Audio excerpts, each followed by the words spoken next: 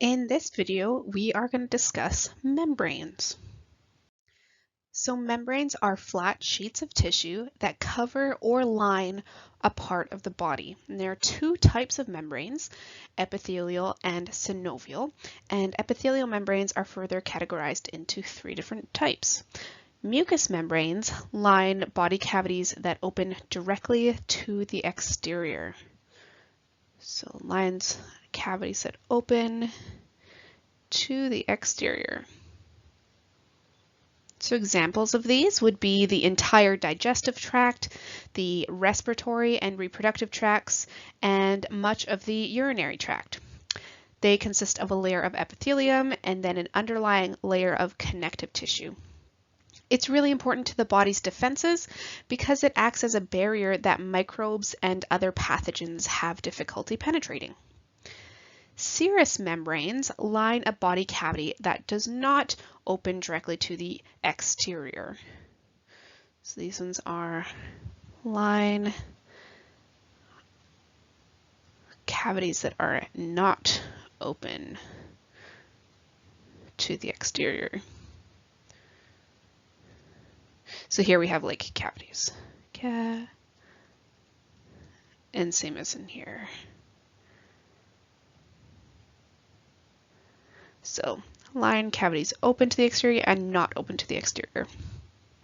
So these would be like the thoracic or abdominal cavities. And it also does line or cover the organs that are within that cavity.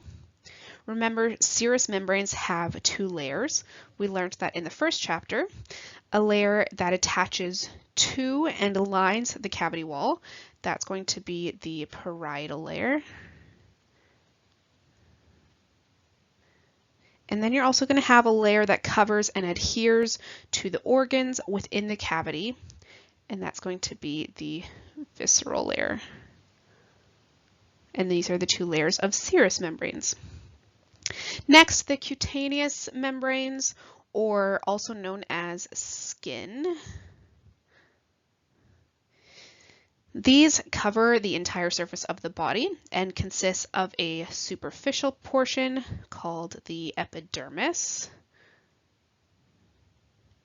and also a deeper portion called the dermis.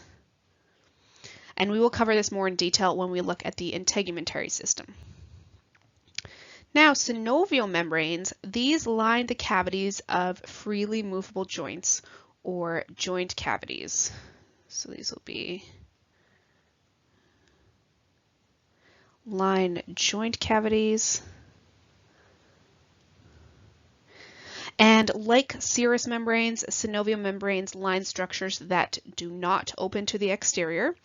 But unlike mucous membranes and cutaneous membranes, synovial membranes lack epithelium, and therefore they are not epithelial membranes. So they're different. So you can see these are very different membranes. And here we have a couple examples of those membranes. So here at the top, we have a mucous membrane. And remember, these are membranes that line body cavities open to the outside.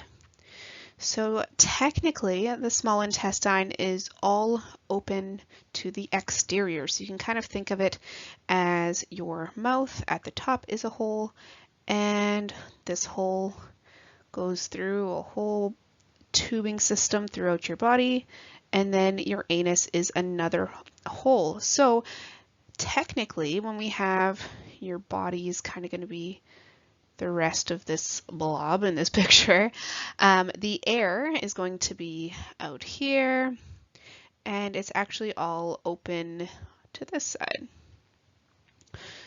And same as the other way. So that being said, all of this red here, this is all going to be open to the outside. So because of that, the mucous membrane is classified as cavities that are open to the exterior. In a mucous membrane, you have a couple different cells. You have goblet cells, and there's also mucus cells that create a lot of mucus. And then this is all considered to be epithelium. At the bottom here, you also have lamina propria, which is areolar connective tissue. It's another type of connective tissue. At the bottom here, we have a serous membrane, and remember these are ones that line cavities that don't open to the outside. So this would be between the lung pleura. So here we have a serous fluid on top of the mesothelium, and again, areolar connective tissue. So this is going to be between the parietal pleura and the visceral pleura. So in between those two membranes, that's going to be, remember the serous membrane has two layers, parietal and visceral, so that's what we're talking about when we're talking about the serous membrane layers. The skin, also known as the cutaneous membrane, this covers the surface of the body, as you know, and is made up of the superficial layer, or the epidermis, and the deeper layer known as the dermis.